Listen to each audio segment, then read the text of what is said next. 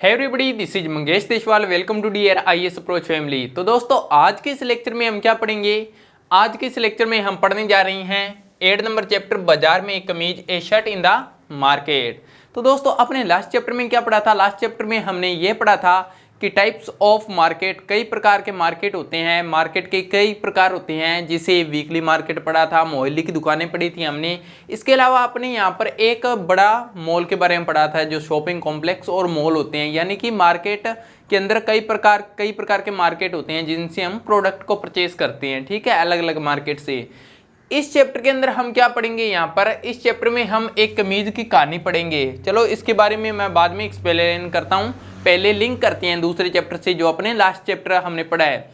तो दोस्तों last chapter में अपने मार्केट पढ़ा था। मार्केट के अंदर हमने क्या पढ़ा था? एक उत्पादन करने वाला व्यक्ति था। उत्पादन करने वाला चाहे तो किसान मान लो, चाहे घर के अंदर उत्पादन होता है, या कैसे भी उत्पादन करने वाला कोई भी व्यक्ति को मान लो, तो उसका जो उत्पादन किया है किसी व्यक्ति ने, उसका प्रोडक्ट होता है वो हम तक कैसे पहुंचता है, वो अपने इस चैप्टर में जानेंगे कि उसका प्रोडक्ट हम तक कैसे पहुंचता है, उसके बीच की प्रोसेसिंग क्या होती है। उसके बीच में आपने कल देखा था ना, जैसे थोक व्यापारी आता है, थोक व्यापारी के बाद में यहाँ पर खुदरा व्यापारी आते हैं, तो उनके बीच में प्रोसेसिंग क्या होती है उस प्रोडक्ट के बारे में, तो वो अपने इस चैप्टर में जानेंगे एक कमीज की एक एग्जाम्पल के माध्यम से।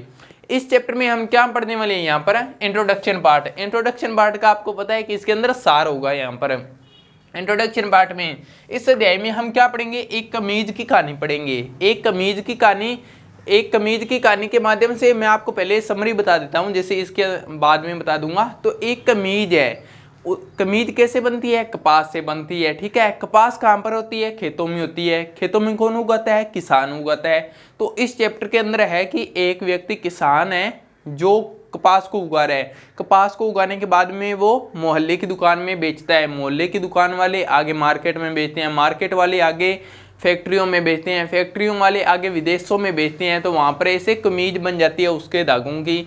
तो वो कैसे हम तक पहुँचती है, तो ये एक कहानी है, वो अपने यहाँ पर पढ़ेंगे। एक श्रृंखला बनी हुई है कि एक व्यापारी दूसरे व्यापारी को बेचता है, दूसरा व्यापारी तीसरे व्यापारी को बेचता है। इस तरह से फैक्ट्रियों में जाती है कपास और उसके धागे बनते हैं, धागे से कमीज बन जाती है। तो एक से दूसरे व्यक्ति के बीच में जाने पर क्या होती है? एक श्रृंखला बन जाती है, श्रृंखला का निर्माण होता है।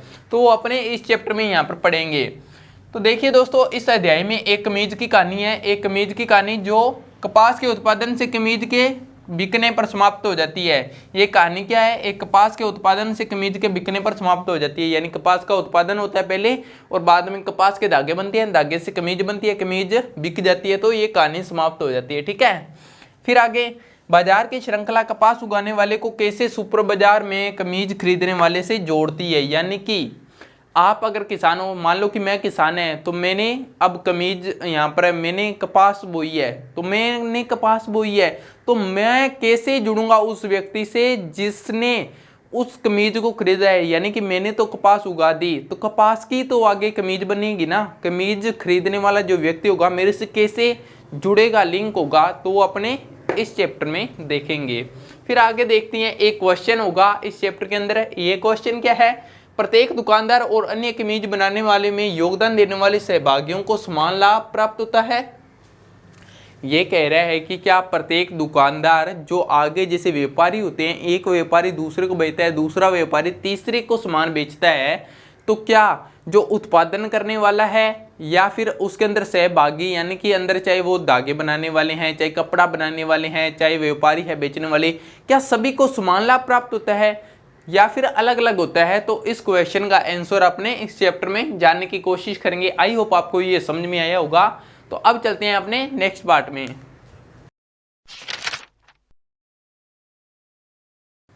दोस्तों इस पार्ट में अपने यहाँ पर देखेंगे अबाउट दिस चैप्टर, कि इस पार्ट के अंदर हम क्या क्या पढ़ेंगे, इस चैप्टर में हम क्या क्या पढ़ेंगे, वो अपने यहाँ पर देखते हैं। इंट्रोडक्शन, सबसे पहले इंट्रोडक्शन हमने पढ़ लिया है। इंट्रोडक्शन के बाद में कुरनूल में कपास उगाने वाली एक किसान, यानी कि किसान क्या करती है? कपास को उगाएगी, ठीक है। फिर दादन व्यवस्था, पुटिंग आउट सिस्टम, यहाँ पर क्या होगा? उसके धागे बनाए जाएंगे कपास के। फिर 4 नंबर है वस्त्र निर्यात करने वाला कारखाना, जो धागे बनाए थे धागों से अब कपड़े बनाए जाएंगे कारखानों में। फिर संयुक्त राज्य अमेरिका में वह कमीज अब बाहर से क्या किया जाएगा? एक्सपोर्ट किया जाएगा यहाँ पर अमेरिका को कमीज। फिर बाजार में लाभ कमाने वाला कौन? अब यहाँ पर ये पता करने की कोशिश करेंगे कि बाजार में एक्चुअली में लाभ किसने प्राप्त किया, क्या किसान ने प्राप्त किया, व्यापारियों ने प्राप्त किया, कारखाने वालों ने प्राप्त किया, या फिर जो अमेरिका के अंदर बेच रहे थे उन्होंने प्राप्त किया। आगे देखेंगे बाजार और समानता, बाजार के अंदर क्या क्या समानताएं हैं, जो भी व्यापारी वगैरह हुए उनमें क्या समानताएं हैं वो देखने की कोशिश करेंगे। एंड चैप्टर के लास्ट के अंदर अपने यहाँ पर क्या करेंगे, अगर अच्छे क्वेश्चन हुए एमसीक्यू तो जरूर करेंगे, अगर अच्छे नहीं हुए तो अपने सीधे एनसीईआरटी सॉल्यूशन करेंगे। हाँ, एनसीईआरटी सॉल्यूशन 100% करेंगे, अच्छे एनसीईआरटी सॉल्यूशन है इसके। तो अब चलते हैं अपने नेक्स्ट पार्ट पर।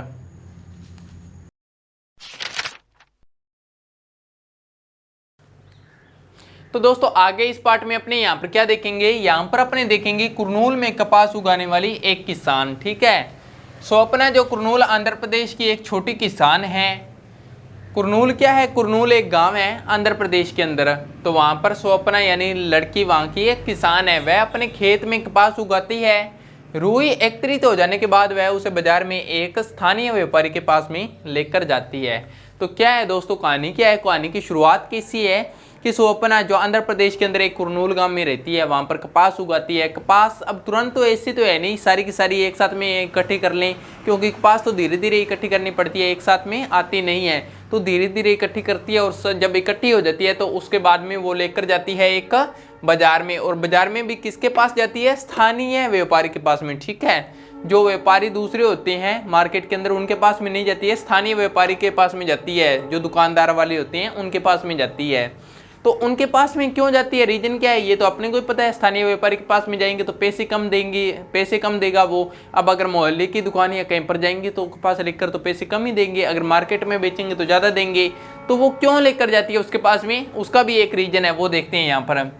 फसल बोने से पहले उसने दुकानदार से भारी ब्याज पर पैसे लिए थे, भारी ब्याज पर पैसे लिए थे। अब पैसे वापस करने हैं तो उसके पास में जाना पड़ेगा ना, तो इसलिए। अब पैसे किस लिए लिए थे ये भी एक रीजन आ गया, तो ये भी देख लेते हैं। कपास की खेती में बहुत अधिक निवेश की आवश्यकता होती है, निवेश यानी इन्वेस्ट की, तो अधिक निवेश की आवश्यकता होती है, जैसे उर्वरक, कीटनाशक आदि। उर्वरक कीटनाशक यानी स्प्रे वगैरह, स्प्रे बीज और वो जैसे कीटनाशक वगैरह उनका प्रयोग करना पड़ता है, तभी तो कपास होती है ना। कपास के अंदर बहुत अधिक इन्वेस्टमेंट की जरूरत होती है। कैसे, देखिए पहले बीज, पहले उसको बुआई करानी, जुताई करनी, फिर उसके अंदर क्या करना है, जुताई वगैरह हो गई, उसके बाद में बीज लेकर जानी है मार्केट से, इतने महंगे महंगे। अब जब पौधे बड़े होने लग गए तो उसके बाद में कीटनाशक स्प्रे वगैरह करनी है, तब बहुत ज़्यादा खर्चा आएगा, तो अधिक खर्चों की आवश्यकता होती है। इसके पास में पैसे थे नहीं, तो पैसे इसने कहाँ से, दुकानदार से ले लिए। और दुकानदार ने क्या कहा था बदले में, दुकानदार ने कहा था पैसे तो मैं आपको दे दूंगा और वो भी ब्याज पर दूंगा, पर आपको एक वादा करना पड़ेगा मेरे से। उसने पूछा क्या, तो उसने कह दिया कि तुम जब कपास होगी तो मेरे को बेचनी पड़ेगी सारी की सारी। तो उसने कहा ठीक है भाई, तो इसलिए इसके पास में कपास लेकर आई। अब आगे देखते हैं, आगे क्या है, रुई 1500 रुपये प्रति क्विंटल के हिसाब से 6000 की हुई। तो टोटल रुई कितनी हो गई, ये 1500 रुपये क्विंटल लिए थी तो 4 क्विंटल हुई, यानी 6000 की रुई हो गई। उसके बाद में जिसमें से 3000 रुपये ब्याज सहित दुकानदार ने काट दिए और बाकी के 3000 लौटा दिए। 3000 रुपये उसने ब्याज सहित काट लिए, दुकानदार ने 3000 लौटा दिए। स्वप्ना जानती थी कि कपास कम से कम 1800 रुपये प्रति क्विंटल के हिसाब से बिकेगी, लेकिन वह बहस नहीं करती। स्वप्ना जानती थी अगर वह मार्केट में लेकर जाएगी तो वही कपास 1800 रुपये प्रति क्विंटल के हिसाब से बिकेगी। ठीक है, लेकिन वो दुकानदार से बहस नहीं करती। क्यों नहीं करती, उसका भी एक रीजन है, वो देखते हैं। व्यापारी एक शक्तिशाली आदमी है और किसानों को कर्ज के लिए उस पर निर्भर रहना पड़ता है, जैसे बीमारी या फिर बच्चों की स्कूल फीस के लिए। अब ये क्यों नहीं बहस करती, बहस इसलिए नहीं करती क्योंकि जो व्यापारी है वो काफ़ी शक्तिशाली आदमी है, उसके पास में पैसे की कोई कमी नहीं है। अब पैसे की कमी नहीं है तो उसको किसानों को साल भर में कर्ज के लिए उस पर निर्भर रहना पड़ता है। साल में काम नहीं मिलता तो लोग बेरोजगार हो जाते हैं, तो उनके पास में पैसे नहीं होते। अब पैसे कौन देगा उनको, पैसे देने का एकमात्र ये एक व्यापारी है जो इनको पैसे देता है। अब इनके साथ में अगर झगड़ा कर लेगी तो बाद में साल में इसको पैसे कौन देगा, ये भी बड़ी समस्या है। अब मान लो कि किसी के घर में बीमारी हो गई या कोई बीमार हो गया या कोई और है, तब पैसे की जरूरत पड़ गई, तब पैसे कहाँ से लाएगी, तो पैसे ये व्यापारी देता है, इसलिए इसके साथ में बहस नहीं करती। फिर बच्चों के स्कूल फीस के लिए और भी बहुत सारे अदर रीजन होते हैं घर के अंदर, तो इसलिए बहस नहीं करती। ऐसी एक्चुअली में कहानी होती है किसानों के साथ में। तो किसान भी क्या करते हैं, उनको पता होता है कि हमारी यही फसल अधिक महंगी बिक सकती है, लेकिन वो बहस नहीं करते हैं व्यापारियों से। क्यों नहीं करते हैं? क्योंकि वो पैसे के लिए निर्भर होते हैं उनके ऊपर। अब अगर उनसे बहस कर लेंगे तो फिर वो साल भर में पैसे कहाँ से लाएंगे। तो ये वास्तविक कहानियाँ हैं यहाँ पर। तो आई होप आपको ये समझ में आया होगा कि क्या है इसका। एक्चुअली मैं आपको छोटी सी समरी के अंदर एक बार और बता देता हूँ कि स्वप्ना एक छोटी सी एक लड़की है। तो लड़की ने क्या किया है, कपास उगाई है अपने खेत में। कपास उगाने के बाद में मार्केट में लेकर जाती है स्थानीय व्यापारी के पास में। व्यापारी उसकी कपास को खरीद लेता है। खरीदने के बाद 1500 रुपये प्रति क्विंटल के हिसाब से खरीदता है। 4 क्विंटल कपास होती है, ठीक है। टोटल होगी 6000 की। तो 3000 रुपये उसने जो आपने खुद जो उसने दिए थे वो काट दिए और 3000 सपना को वापस लौटा दिए। तो सपना को पता है कि वही कपास अगर मार्केट में लेकर जाती तो उस थोड़ी महंगी बिक जाती, लेकिन वो व्यापारी से बहस नहीं करती। बहस ना करने का रीजन क्या था, व्यापारी शक्तिशाली आदमी था, उसको बाद में और भी पैसे लेने थे, इसलिए वो बहस नहीं करती। आई होप आपको ये समझ में आया होगा। अगर समझ में आया हो तो अपने चलते हैं नेक्स्ट पार्ट में। अब आप इसका स्क्रीनशॉट ले लीजिए।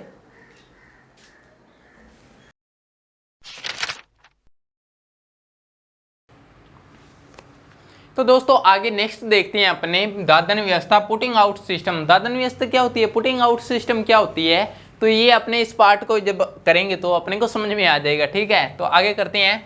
व्यापारी देश व विदेश के वस्त्र निर्माताओं और निर्यातकों को उनके ऑर्डर के अनुसार कपड़ा उपलब्ध करवाती हैं। व्यापारियों का क्या काम होता है दोस्तों, देखिए व्यापारियों का यही काम होता है कि जो भी अपने काम कर रहे हैं, चाहे निर्माण कर रही हैं, अब मान लो कि कोई वस्त्रों का निर्माण कर रहा है या कोई ऐसा बड़ा कोई बिजनेसमैन है जो कि कपड़ों को दूसरे विदेशों में भेजना चाहता है, तो उनके पास कपड़े पहुंचाए। व्यापारियों का तो यही काम है ना, इधर से खरीदा और इधर को बेच देना। तो व्यापारियों का ये काम है कि वो एक स्थान से कपड़ा बनाए, तैयार करे और जो बेचना चाहते हैं, विदेशों में भेजना चाहते हैं, उनको कपड़ा उपलब्ध करवा दे, ठीक है। तो ये काम हो गया यहाँ पर व्यापारियों का। वो क्या करते हैं फिर, वे सूत खरीदते हैं और बुनकरों को आदेश देते हैं कि वे किस प्रकार कपड़ा तैयार करना है। व्यापारी होते हैं वे क्या करते हैं, सूत खरीद लेते हैं जिसे, ठीक है। तो सूत किससे बनता है, पहले तो कपास से। अपने पहले थोड़ा जो पहले पार्ट पड़ा था उसके अंदर क्या था, जो यहाँ पर स्वप्ना थी, जिसका नाम स्वप्ना था, कुरनूल के अंदर रहती थी, तो उसने कपास उगाई। कपास उगाकर वो क्या करती है, स्थानीय व्यापारी को बेच देती है। उसके बाद में उसका सूत बना लिया जाता है, ठीक है। तो बीज को अलग कर दिया जाता है और कपास से सूत बना लिया जाता है। अब वे सूत खरीदते हैं, व्यापारी होते हैं वे सूत खरीदते हैं, और बुनकर वो होते हैं जो कपड़ा बनाते हैं। तो बुनकरों का आदेश देते हैं कि किस प्रकार कपड़ा तैयार करना है, यानी कि बुनकर का काम है कि कपड़ा बनाना। वो व्यापारी बता देगा भी इस तरह से ये डिजाइन देना है कपड़े को, ये डिजाइन देना है, इससे बनाना है, इसका ब्रांड का कपड़ा ज़्यादा चल रहा है, तो वो कपड़ा तैयार कर देते हैं, ठीक है। इतने तक समझ में आ गया। आगे चलते हैं। बुनकर व्यापारी से सूत लेते हैं और तैयार कपड़ा देते हैं। तो बुनकरों ने यहाँ पर क्या किया, सूत ले लिया व्यापारियों से और तैयार कर कपड़ा दे दिया। इससे इनको 2 लाभ है, ठीक है। किनको, बुनकर को। तो बुनकर को 2 लाभ क्या है यहाँ पर, पहली बात तो बुनकर एक समझ लीजिए कि बुनकर होता क्या है, जो कपड़े तैयार करता है, बुनने वाला होता है कपड़े को, उसको कहते हैं। पहले होते थे ना, जैसे अपने दादी और माँ और वो क्या करती रहती थी, सिलाइयाँ होती थी ऐसे और स्वेटरों को बनाती रहती थी। तो उसी तरह कपड़ा भी बनता है यहाँ पर, ठीक है, वो मशीनों से बनता है। 2 लाभ है। जैसे बुनकरों को क्या लाभ है, बुनकरों को सूत खरीदने के लिए अपना पैसा नहीं लगाना पड़ता। और आगे दूसरा, साथ ही तैयार कपड़ों को बेचने की व्यवस्था हो जाती है। अब मान लो कि बुनकर है, अगर व्यापारी से यहाँ पर सूत ना ले, तो मार्केट से लेकर आना हो तो पहले तो अपने पैसे खर्च करेंगे, उसके बाद में सूत लेकर आएंगे। तो अब यहाँ पर क्या हो रहा है, व्यापारी इनको सूत दे रहे हैं तो वो फ्री के अंदर दे रही हैं और इनको कपड़ा बनाकर दे देना है, बस इनको बदले में पैसे भी मिल जाएंगे। एक तो इनका पैसा यहाँ पर इन्वेस्ट नहीं हो रहा है। फिर आगे दूसरा क्या है कि अब मान लो कि ये खुद अपने पैसे से यहाँ पर ले भी आई सूत और उसको बनाने के बाद में मार्केट में बेचने के लिए जाएंगे तो उनको बेचना पड़ेगा, उतना टाइम वेस्ट होगा। तो इनको ये फ़ायदा हो जाता है कि सारे के सारे जितने भी कपड़े बनाए हैं वो एक साथ में इनके बिक जाते हैं, व्यापारी को दे देते हैं। तो ये हो गया इनका फ़ायदा। आगे देखते हैं अपने यहाँ पर, व्यापारी बुनकरों द्वारा तैयार किए गए माल पर बहुत कम पैसा देता है। अब मान लो कि जो बुनकरों ने यहाँ पर कपड़े तैयार किए थे तो व्यापारी कोशिश करता है कि कम से कम न्यूनतम पैसे देने की कोशिश करेगा बुनकरों को। क्यों देने की कोशिश करेगा, रीजन क्या है, क्योंकि उसको अपना प्रॉफिट निकालना है ना, अपने पैसे अधिक से अधिक कमाना है, उसमें से पैसे अधिक से अधिक कमाएगा और बदले में जो दूसरी कंपनी होगी वो भी व्यापारियों से कम पैसे पर उस माल को खरीदेगी। तो ये भी कोशिश करता है कि बुनकरों को कम से कम पैसे दे। तो आगे क्या है, बुनकरों को पता ही नहीं होता है कि वे किसके लिए कपड़ा बना रही हैं, उनको तो ये पता है कि व्यापारी ने अपने को माल दिया है, ये तैयार करके देना है, लेकिन बुनकरों को पता ही नहीं है कि वे किसके लिए कपड़ा बना रही हैं और वे किस कीमत पर बेचा जाएगा, इनको कुछ आइडिया ही नहीं है यहाँ पर। तो रीजन क्या है, मेन रीजन क्या है, पैसे का है, पैसा यानी गरीबी। अब गरीबी है तो बेचारे गरीबी के कारण क्या करेंगे, इतना इन क्वेश्चनों को जानने के लिए किसके पास में इतना टाइम पड़ा है, ठीक है। तो आई होप आपको ये समझ में आ गया होगा यहाँ पर क्या हुआ था। सबसे पहले दादन व्यवस्था के अंदर क्या था, दादन व्यवस्था में सबसे पहले व्यापारी होते हैं, व्यापारी सूत खरीदते हैं और सूत खरीदने के बाद में बुनकरों को ऑर्डर देते हैं भी आपको ये कपड़ा तैयार करना है। बुनकर व्यापारी से सूत ले लेते हैं और उनको तैयार कपड़ा कर दे देते हैं यहाँ पर। फिर आगे यहाँ पर क्या था, व्यापारी बुनकरों को बहुत कम पैसा देता है। अब आगे थोड़ा सा आगे पार्ट इसका रहा हुआ है तो वो आगे अपने इसी के अंदर जोड़ते हैं, ये आप इसका स्क्रीनशॉट लीजिए एक बार।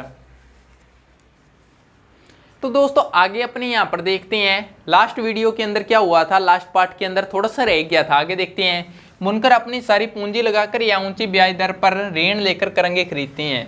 करंगे क्या होता है दोस्तों, करंगे जिससे कि कपड़े बनाए जाते हैं, तो 2 करंगे खरीदता है। छोटे बुनकरों को कम से कम 2 करंगों की आवश्यकता होती है, कितना भी छोटा बुनकर हो उसको 2 करंगे तो खरीदने ही पड़ेंगे। एक करंगे पर एक से अधिक लोगों की आवश्यकता होती है, इसलिए पूरे परिवार को काम करना पड़ता है। अब करंगे लगा लिए तो करंगे पर ऐसा नहीं है कि मैं अकेला जाऊंगा वहां पर कपड़े बनाने लग जाऊंगा, तो उस पर अधिक लोगों की आवश्यकता होती है, इसलिए क्या करते हैं, इनके पूरे परिवार को काम करना पड़ता है। फिर व्यापारी और बुनकरों के बीच ये व्यवस्था क्या कहलाती है, दादन व्यवस्था कहलाती है, पुटिंग आउट सिस्टम कहलाती है, ठीक है दोस्तों। आई होप आपको ये समझ में आ गया होगा। तो क्या है इस कहानी के अंदर, पूरी समरी के अंदर मैं दोबारा से रिवाइज कर देता हूँ। दादन व्यवस्था के अंदर क्या था, दादन व्यवस्था के अंदर एक व्यापारी था जो सूत बेचता है, सूत को आगे यहाँ पर बुनकरों को देता है और बुनकर व्यापारी से सूत ले लेते हैं, बदले में तैयार कपड़े उनको कर देते हैं और तैयार कपड़े कर जब व्यापारी को देते हैं तो व्यापारी कम पैसे देता है बुनकरों को। फिर आगे अब बुनकर है, जो बुनकर को भी कई इन्वेस्ट करना पड़ता है, बुनकरों भी, बुनकर क्या करते हैं, करंगे खरीदने के लिए इनको पूंजी की आवश्यकता होती है, तो वो तो या तो फिर घर की सारी पूंजी लगाकर करंगे खरीदेंगे या फिर क्या करेंगे, या ऋण लेकर करंगे खरीदेंगे। अब करंगे खरीद लिए तो कम से कम उनको 2 करंगे खरीदने होंगे, 2 करंगे इन्होंने खरीद लिया। अब एक व्यक्ति काम नहीं कर सकता, एक से अधिक व्यक्ति काम करेंगे। अगर वो किसी बाहर वाले व्यक्ति को काम करने के लिए रखेगा तो पैसे उनको देने पड़ेंगे, इतने पैसे तो होते नहीं है, तो उनके सारे परिवार वालों को मिलकर काम करना पड़ता है, ठीक है। आपको ये समझ में आ गया। अब ये सारी जो प्रोसेस थी टोटल, कि व्यापारी ने सूत दिया यहाँ पर बुनकर को और बुनकर ने तैयार कपड़ा कर दिया व्यापारी को, तो ये दोनों का रिलेशन क्या कहलाएगा यहाँ पर, दादन व्यवस्था। यानी कि ये व्यापारी से यहाँ पर आगे आ गया बुनकर, ठीक है, और बुनकर से इधर आ गया व्यापारी, तो ये प्रोसेस क्या कहलाएगा, व्यापारी से बुनकर, बुनकर से व्यापारी, तो ये क्या कहलाएगा, दादन व्यवस्था, पुटिंग आउट सिस्टम। ये क्या देगा, व्यापारी इसको क्या देगा, सूत देगा और बुनकर इसको क्या देगा, यहाँ पर तैयार कपड़ा देगा, ठीक है। तो ये क्या कहलाएगा, पुटिंग आउट सिस्टम। ये आप ऐसे स्ट्रक्चर भी बना सकते हो, ज़्यादा इफेक्टिव बनाएगा ये आपको। अगर कोई ऐसा पुटिंग आउट सिस्टम के बारे में आता है तो इस तरह से आप यहाँ पर स्ट्रक्चर भी बना सकते हो। तो इससे क्या होगा, टीचर पर थोड़ा एक्स्ट्रा ऑर्डिनरी जुड़ जाती है, अभी हाँ बच्चे ने कुछ एक्स्ट्रा किया है, ठीक है। तो ये आपको दोस्तों ये समझ में आ गया होगा कि क्या है ये सारा का दादन व्यवस्था। तो अब अपने चलते हैं नेक्स्ट पार्ट में।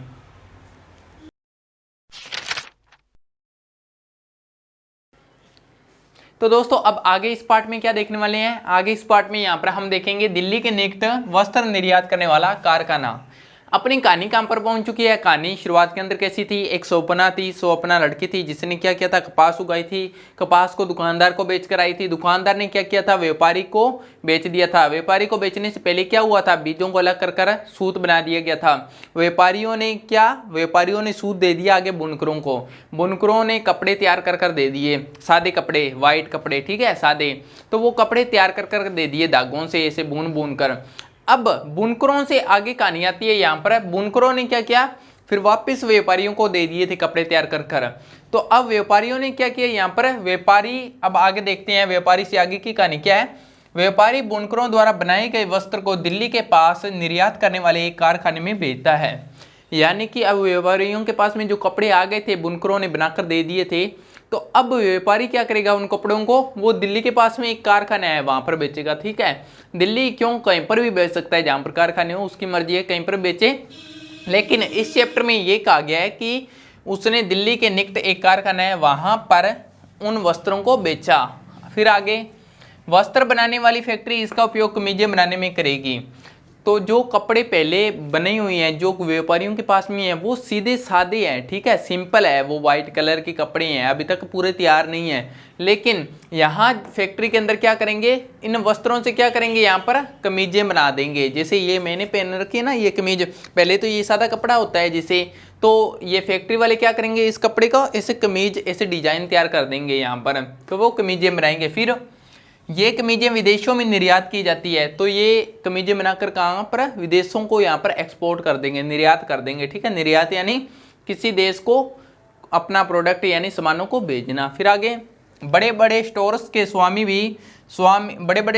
स्वामी की भी कुछ शर्तें होती है। जो स्टोर वाले होते हैं, जैसे बड़े बड़े स्वामी, अलग अलग गारमेंट्स स्टोर हो गया या कोई भी स्टोर वाली हो गई, तो और स्टोर एक बार यहाँ पर देख लीजिए, स्टोर वो ये वाला है, ठीक है, हिंदी में लिखा हुआ है इसलिए थोड़ा कन्फ्यूज हो सकते हो। स्टोर ये वाला है, ठीक है, इंग्लिश का वर्ड स्टोर। तो इनकी क्या शर्तें होती है, जो स्वामी होते हैं स्टोर वालों की, इनकी शर्तें होती है। जैसे पहली शर्त तो है कि ये है कि वे न्यूनतम मूल्य पर माल खरीदेंगे, कम से कम मूल्य पर माल खरीदेंगे। फिर अगर माल दोष मुक्त हुआ या फिर थोड़ा सा भी विलंब हुआ तो वो शक्ति से निपटेंगे। अब अगर मान लो कि जैसे पहली बात तो जो विदेशों वाले जो व्यापारी आएंगे वो क्या करेंगे, सबसे कम मूल्य पर माल खरीदेंगे। ठीक है, फिर आगे कि अगर माल थोड़ा सा भी खराब हुआ या अच्छी तरह से अच्छी क्वालिटी का ना हुआ या फिर थोड़ा सा विलंब हो गया तो वो शक्ति से निपटेंगे। फिर आगे देख लेना, आगे क्या है, इन बढ़ते दबावों के कारण मालिक काम करने वाले मजदूरों को न्यूनतम मजदूरी देकर अधिक काम करवाते हैं। अब जब जो कारखाने का जो मालिक है उनके ऊपर इतना प्रेशर आ चुका है व्यापारियों का, तो वो क्या करेगा, जो काम करने वाले यहाँ पर मजदूर होंगे उनको मजदूरी कम देगा। ठीक है, कम मजदूरी देकर अधिक काम करवाएगा। तो ये यहाँ पर पॉइंट कंप्लीट हो चुका है। आई होप आपको समझ में आया होगा। दिल्ली के निकट वस्त्र निर्यात करने वाला कारखाना, इसकी समरी मैं बता देता हूँ। सबसे पहले व्यापारी थे, व्यापारियों ने क्या किया, जो बुनकरों द्वारा तैयार किए गए कपड़े थे वो लाकर यहाँ पर दिल्ली के निकट कारखाने में यहाँ पर बेचे। यहाँ पर बेचने के बाद में ये फैक्ट्री वाले क्या करेंगे, उसकी कमीजें बनाएंगे। कमीजें बनाकर क्या करेंगे, विदेशों को एक्सपोर्ट करेंगे। विदेशों को एक्सपोर्ट करेंगे तो बदले में जो वहाँ से व्यापारी आएंगे उनकी कुछ शर्तें होंगी। उनकी दो शर्तें हैं, पहली, अगर माल दोष मुक्त हुआ या अच्छी क्वालिटी का ना हुआ तो शक्ति से निपटेंगे। दूसरा, वे कम मूल्य पर माल खरीदेंगे। फिर आगे देखा था हमने यहाँ पर कि अगर मान लो इन बढ़ते दबावों के कारण इनके ऊपर जो यहाँ पर मालिक पर जो प्रेशर आया है, प्रेशर आने के कारण क्या हुआ है, मालिक कम मजदूरी देगा। किनको, जो यहाँ पर काम करने वाले लोग हैं इनको कम मजदूरी देगा और कम मजदूरी देकर अधिक काम करवाएगा। आई होप आपको ये समझ में आया होगा। अब चलते हैं नेक्स्ट पार्ट में।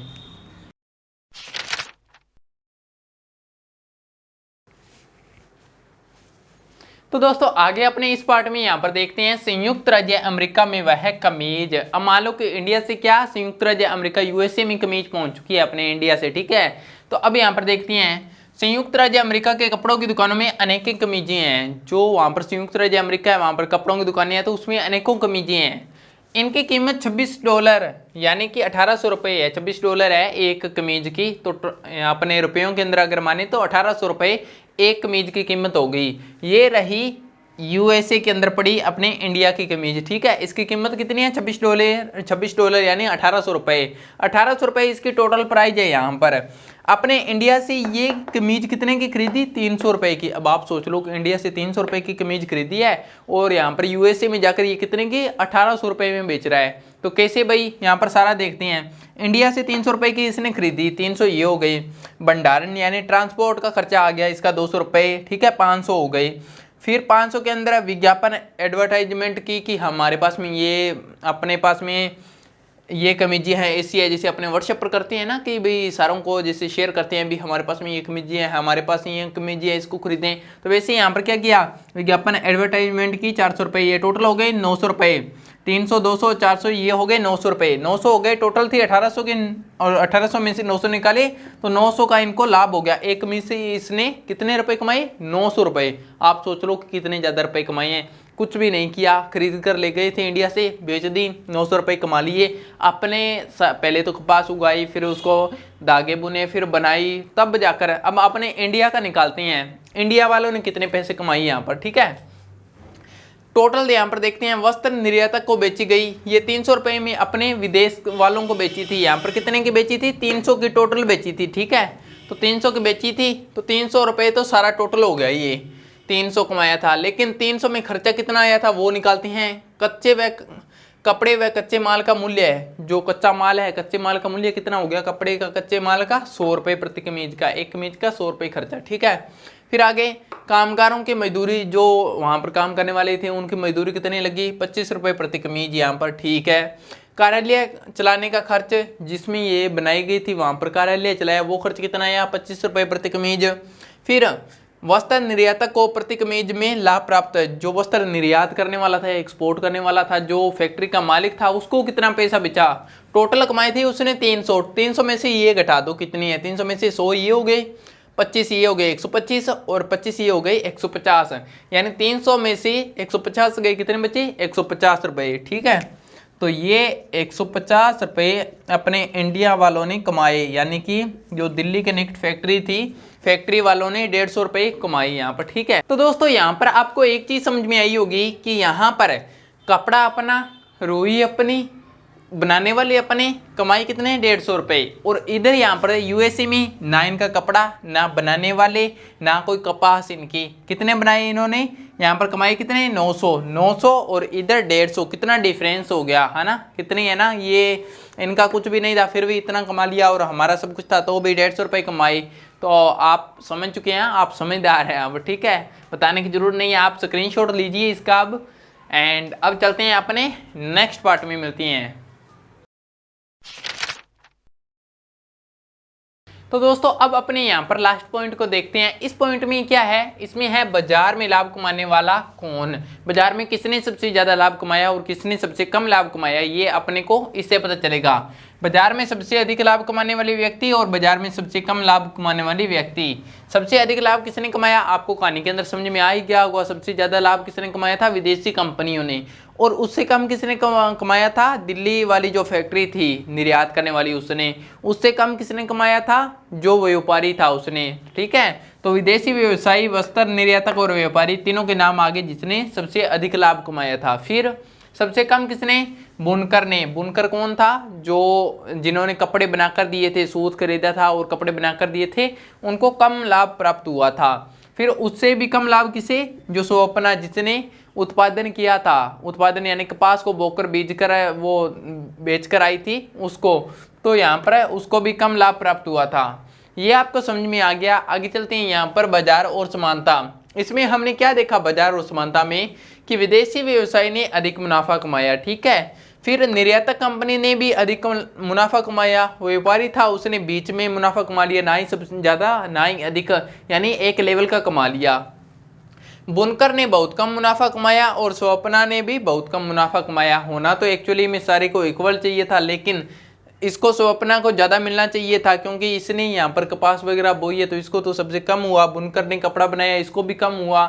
जिन्होंने कुछ नहीं किया उनको सबसे अधिक मुनाफा हुआ।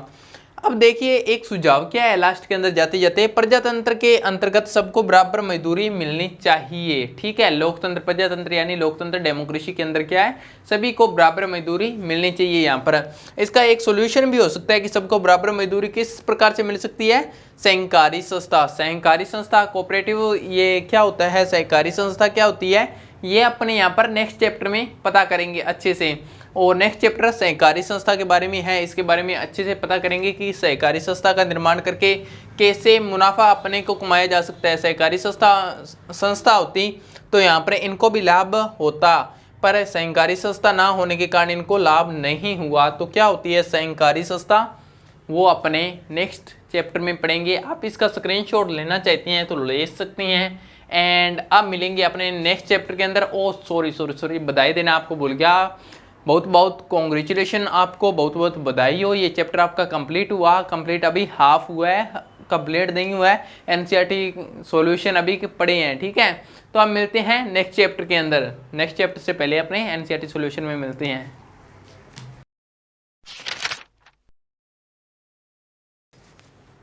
तो दोस्तों आ चुके हैं अपने यहाँ पर एनसीईआरटी के सॉल्यूशन पर।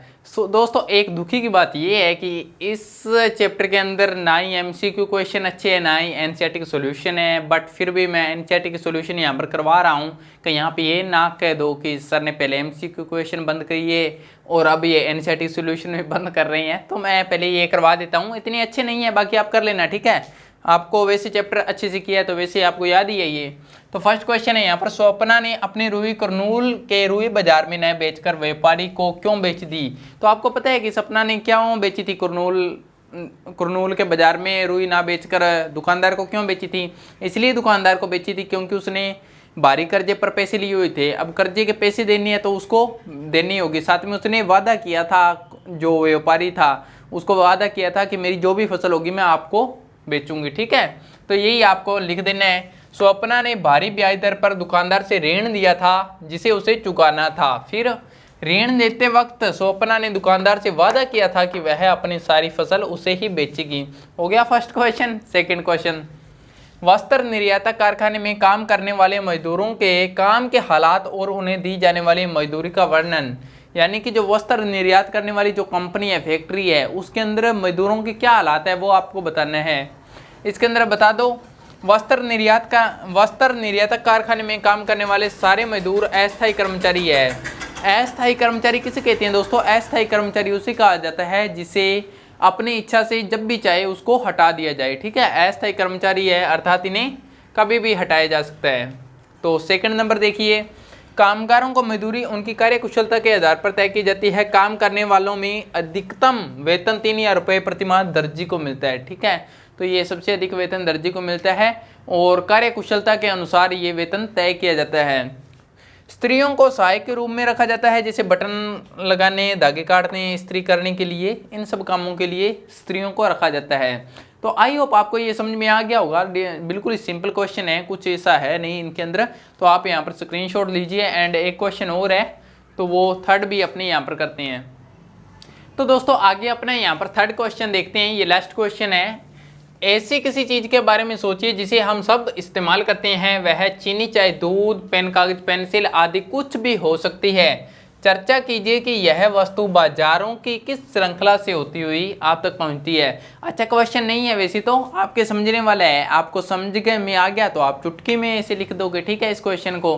तो आप इसे, ये क्या कह रहा है क्वेश्चन, ये कह रहा है कि आप जो भी चीज़ इस्तेमाल करते हो, चाहे मार्कर है, चाहे पेन है, चाहे कॉपी है, कोई भी चीज़ है, तो वो किन श्रृंखलाओं से होकर बाजार में से होकर गुजरती है। क्या चीज़ कैसी श्रृंखला बनती है तो वो आपको एक्सप्लेन करनी है। जैसे मान लो कि ये पेन है, पेन मान लो या कोई भी चीज़ मान लो, तो ये कैसे बना होगा। सबसे पहले ये प्लास्टिक होगा, तो प्लास्टिक के बाद में इसको पिघलाया गया होगा, उसके बाद में इसकी रिफिल अलग से बनाई गई होगी, इसकी शाई अलग से बनाई होगी, फिर इसको थोक विक्रेताओं के पास में बेचा होगा। जिसने बनाया इसको वो थोक विक्रेता को बेचेगा, थोक विक्रेता आगे खुदरा विक्रेता को बेचेगा, खुदरा विक्रेता आगे ग्राहकों को बेचेगा। जैसे मैं लेकर आया हूँ तो मैं ग्राहक हो गया। तो वैसे ही प्रोसेसिंग बतानी है हर किसी चीज़ की, जिसे हम इस्तेमाल, एक मिनट सॉरी दोस्तों यहाँ पर थोड़ा मिस्टेक है, जिसे हम इस्तेमाल करते हैं वह उत्पादक द्वारा निर्मित होने के पश्चात अनेक प्रक्रियाओं से होकर गुजरती है।